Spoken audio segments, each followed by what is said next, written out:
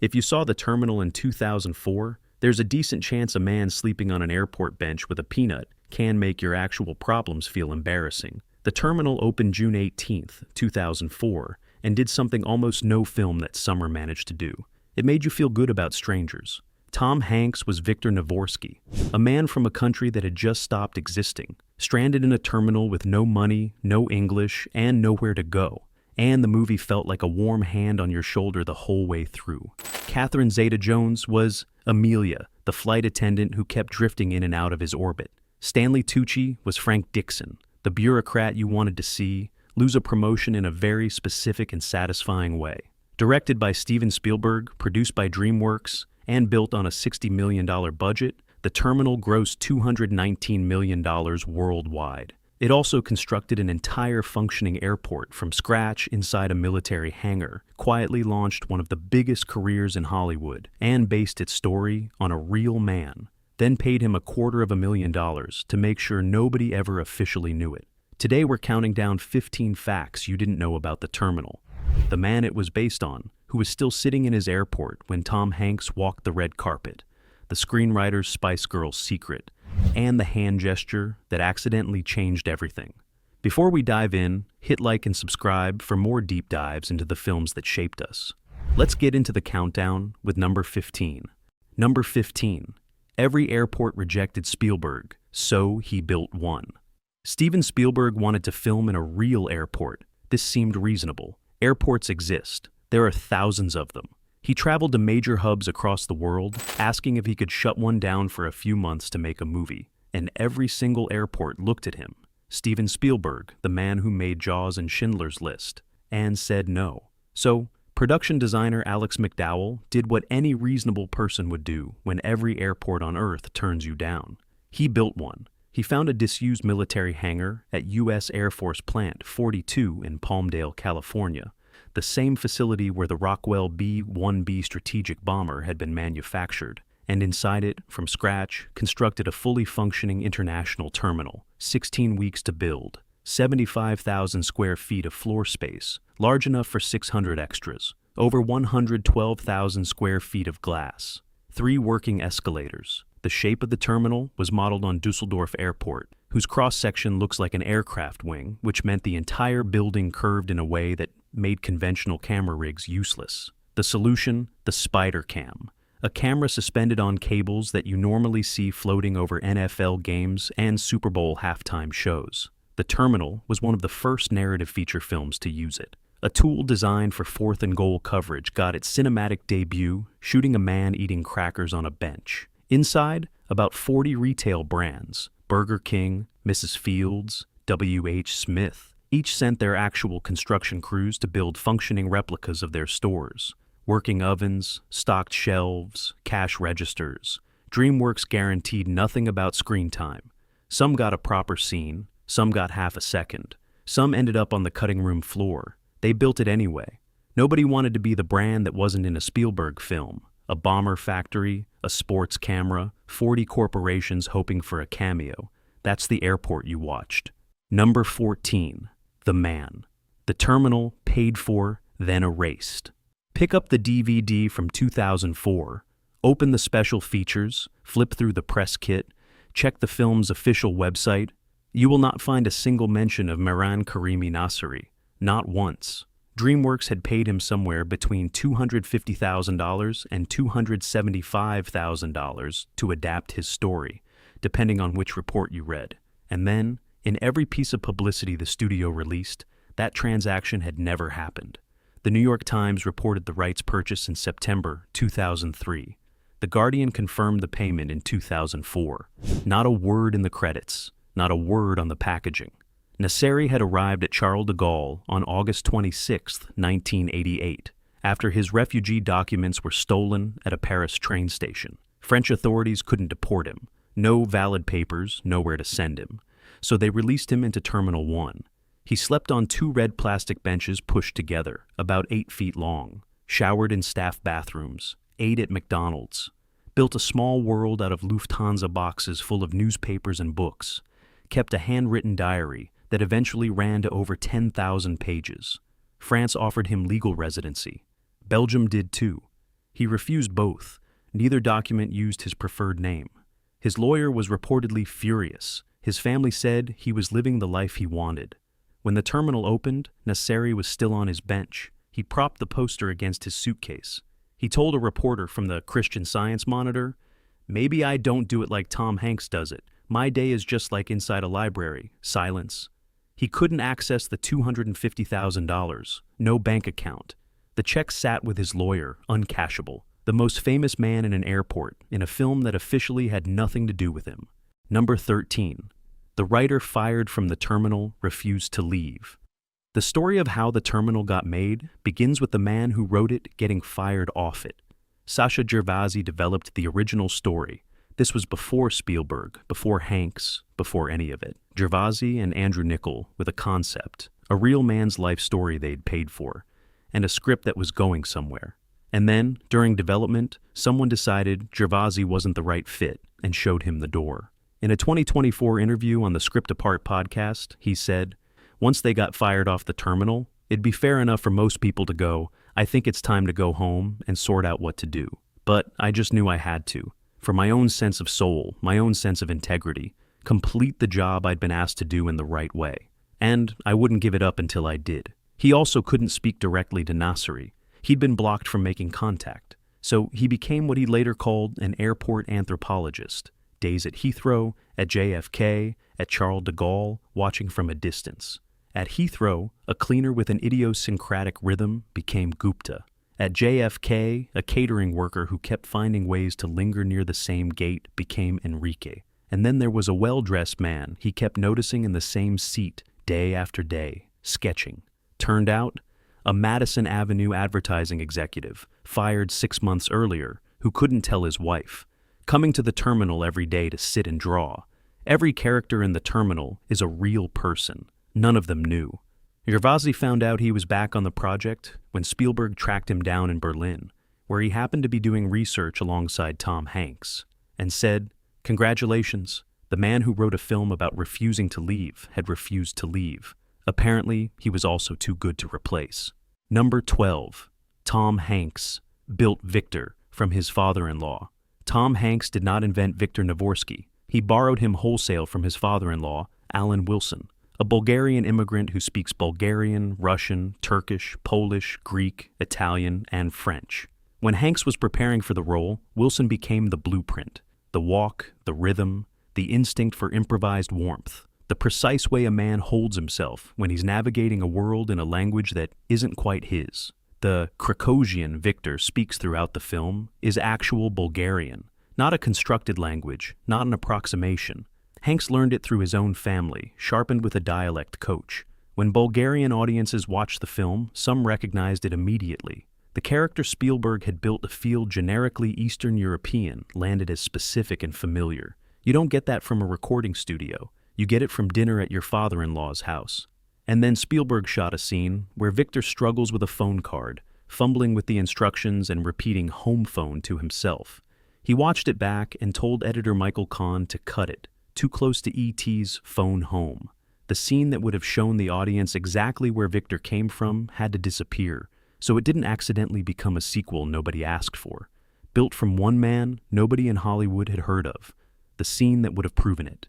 Number 11. From coffee shop chess to Spielberg's airport.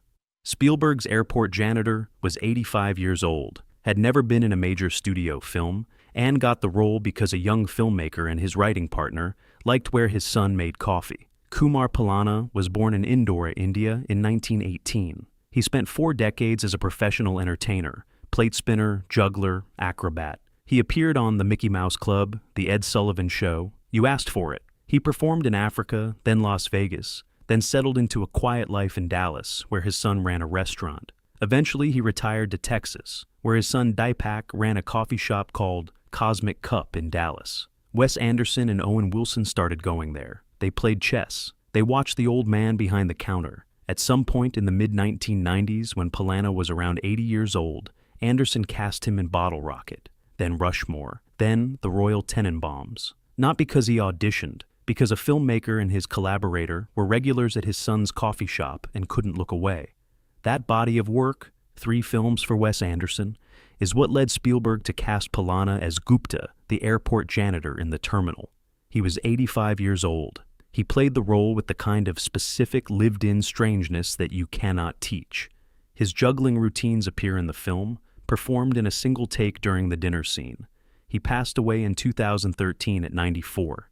6 decades of plate spinning, 3 Wes Anderson films, and 1 coffee shop in Dallas. That's the resume that got you cast by Spielberg. Number 10. The test screening that changed the terminal's ending. Before you see the ending of The Terminal, the one where Victor gets in the cab, there was a different one. In the original cut, Amelia goes to Manhattan with Victor. They leave together. That version screened at a test screening on May 26, 2004, at the Block in Orange, California. The audience was not kind. Not about Victor, about Amelia. Catherine Zeta-Jones's character took heavy criticism. The romance felt unearned. The resolution felt false. Spielberg went back to reshoot. The ending changed. Victor gets in the cab alone. The reshoot cost time. It pushed back the start of Spielberg's next project, Munich, a film about the Israeli intelligence operation responding to the 1972 Olympic attack, in which 11 Israeli athletes lost their lives. Serious subject, serious cast. And because Munich started late, Ben Kingsley, who had already committed to Roman Polanski's Oliver Twist, could no longer hold his schedule. He dropped out. A test audience in California, unhappy about a flight attendant's romantic resolution, had reshuffled the cast of one of the most important political films Spielberg ever made. Kingsley had been set to play Ephraim, the Mossad officer who handles Eric Bana's character throughout the operation, a role that went to Jeffrey Rush after Kingsley's schedule collapsed. The ending, you know, wasn't Spielberg's. It was Orange, California's, and Munich paid for it. Number 9. The photograph that made the terminal real.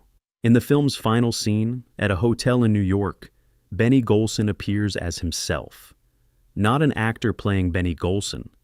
Benny Golson, playing saxophone in the lobby. The ghost Victor spent 9 months chasing walks through the door in person. Everything about the photograph Victor carries in his Planters peanut can is true. A Great Day in Harlem was taken August 12, 1958, by photographer Art Kane for Esquire magazine. 57 jazz musicians on the stoop of a brownstone at 17 East 126th Street at 10 in the morning. Legends standing next to people who would become legends. All gathered because a magazine editor had an idea. Published as the centerfold of Esquire's January 1959 issue, it became the photograph. Benny Golson is in it. In 1958, he was a young tenor saxophonist who had only recently established himself in New York, standing among his heroes that morning, and, by his own account, genuinely unsure what he was doing there. In the film, Victor's father, a Krakosian jazz enthusiast, finds the photograph in a Hungarian newspaper that same year, and spends the rest of his life collecting the autographs of all 57 musicians. He passes away needing only one, Golson's. That's Victor's reason for the entire journey. A 1994 documentary about the photograph earned an Academy Award nomination. The block where it was taken was renamed Art Kane Harlem, 1958 Place in 2021. Victor's father spent a lifetime chasing a piece of paper. The piece of paper was real. Let's take a break. Which moment in the terminal actually got to you? The peanut can reveal? Gupta's sacrifice at the end? Something else entirely? Drop it in the comments below. And if you're not subscribed yet, now's the time. We do this every week for the films that deserve a second look. Number 8. The invisible musician who finally got her credit. Emily Bernstein was principal clarinetist of both the Los Angeles Opera and the Pasadena Symphony. She'd recorded hundreds of film scores, Catch Me If You Can, Pirates of the Caribbean, Seabiscuit, and like every session musician in Hollywood, her name appeared on none of them. That's the deal. You play, you get paid, you go home invisible. For The Terminal, John Williams built the score around a recurring clarinet voice, Eastern European in feel, intimate, winding through the film the way Victor winds through The Terminal. The solos are prominent, central to what the film feels like. The recording sessions were with the London Symphony Orchestra. Spielberg attended, and when he heard Bernstein's solos, something shifted. He was a clarinetist himself as a young man, before the cameras. He told his team, Bernstein's name goes in the end credits. Full credit, visible, not buried in the fine print. In the credits, where the stars are. At the time of those sessions, she was seriously ill. She passed away in February 2005, less than a year after the film opened. She was 46. The Pasadena Symphony and LA Opera lost their principal player. Hollywood lost a session musician, which is to say, officially, it lost nothing at all. Her name is in the credits of The Terminal. It's the only film score credit she ever received. Number 7. The Terminal Quietly Sent. Zoe Saldaña to Space. Zoe Saldaña's character in The Terminal is Dolores Torres, a customs officer with one defining trait.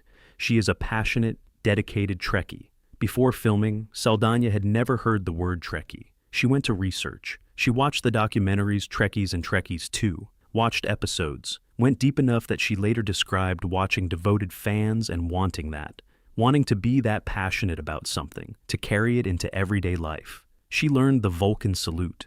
Dolores gives Enrique the salute in one of the film's key scenes. The character is fully committed, fully informed, genuinely in love with the franchise. Because by the time cameras rolled, so was Saldaña.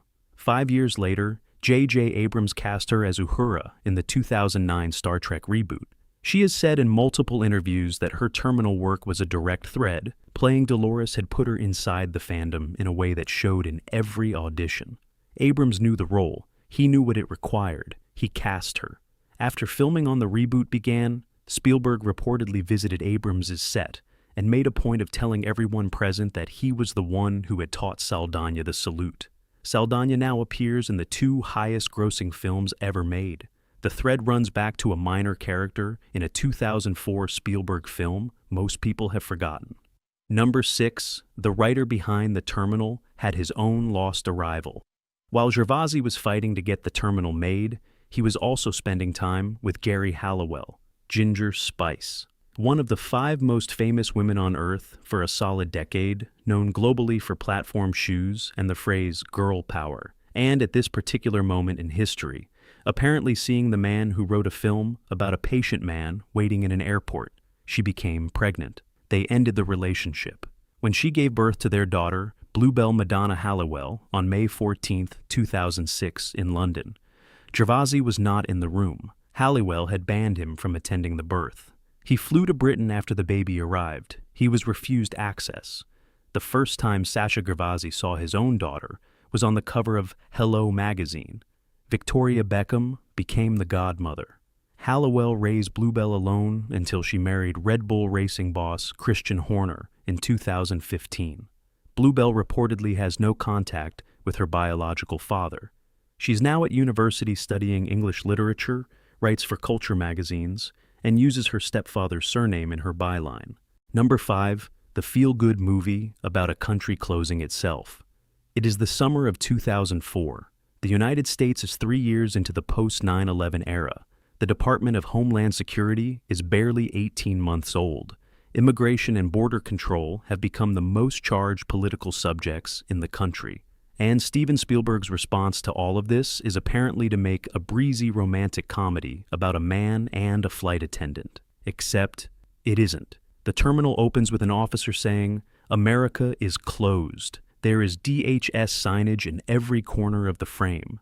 The entire plot turns on a stateless man the bureaucracy has decided doesn't exist. Spielberg originally wanted to set the film before September 11th, around 2000, safe and uncomplicated, and then changed his mind. Production designer Alex McDowell documented the moment the decision shifted in a diary from March 2003. What Spielberg made instead was a film where the airport looks and feels exactly like post-9/11 America, and where the specific cruelty being satirized is the machinery that decides which humans count and which ones don't. He then wrapped it in enough warmth and Tom Hanks charm that most people walked out feeling good and never noticed what they'd been watching. Years later, critic Matt Zollers cites placed it alongside War of the Worlds and Munich as one of 3 Spielberg films that directly engage with 9/11 and its aftermath. Munich is the one that gets taught in film schools. The Terminal is the one where someone says America is closed in the first 10 minutes and the audience laughs because they think it's a joke. It wasn't a joke. Spielberg just knew how to hide it in plain sight. Number 4, The man Spielberg paid was still on the bench. In June 2004, while the terminal opened in theaters worldwide, Mehran Karimi Nasseri, the man who inspired it, whose name appears nowhere in the publicity, was still in Terminal 1 at Charles de Gaulle Airport. The film that was officially unconnected to him opened in 2,800 theaters across America. Tom Hanks walked red carpets. Spielberg gave interviews. And Nasseri sat on his bench, draped the movie poster over his luggage, and charged tourists €6 for a photograph. He couldn't access his money, no bank account. The checks sat with his lawyer. He couldn't leave to cash them.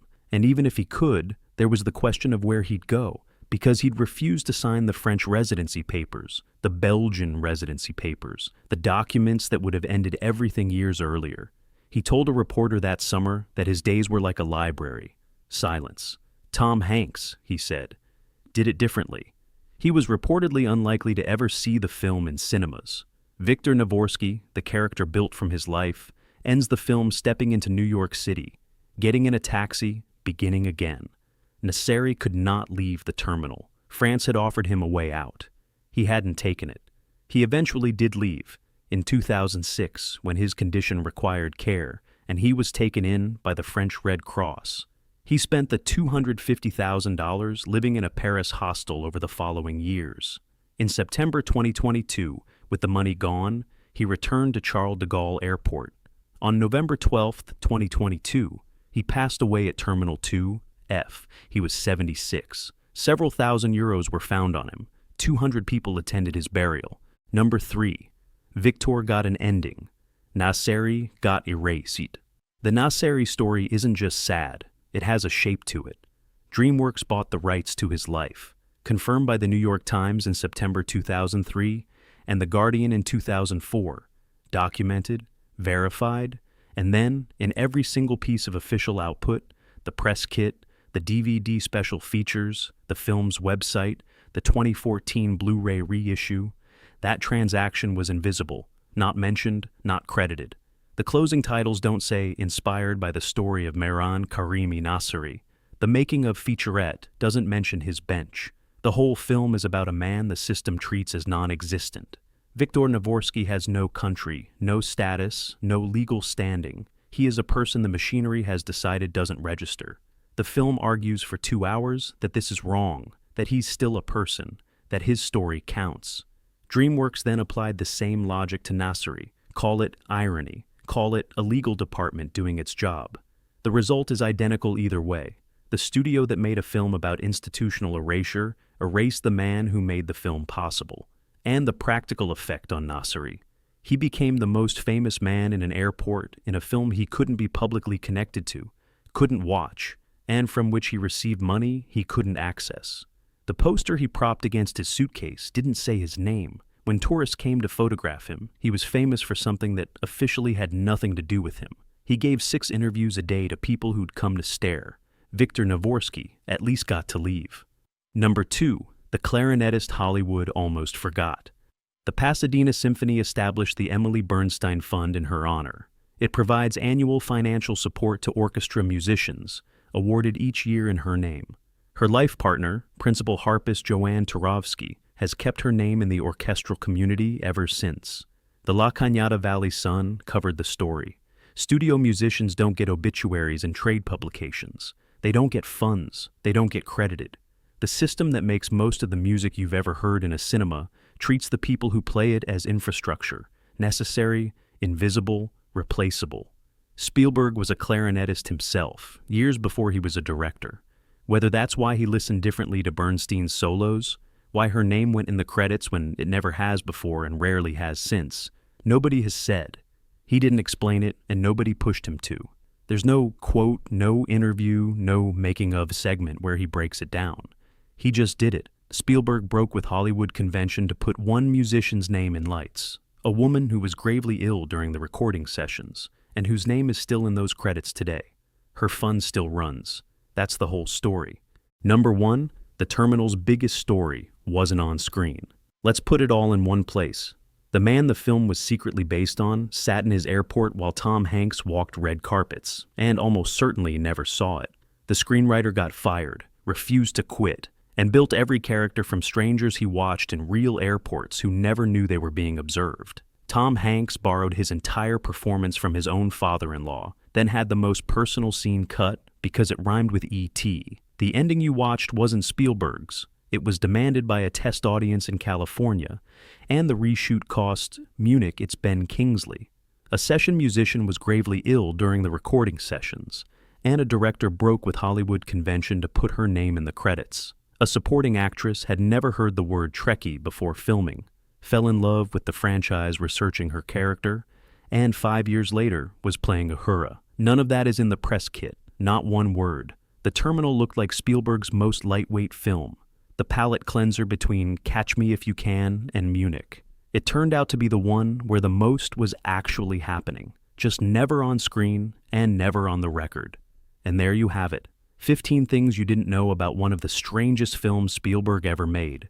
A film everybody remembers warmly and almost nobody actually thinks about. Which fact hit you hardest? The man who never saw his own film, or the fact that he was never supposed to be acknowledged at all? Let us know in the comments below, and subscribe so you don't miss our next trip down retro movie lane. Until next time.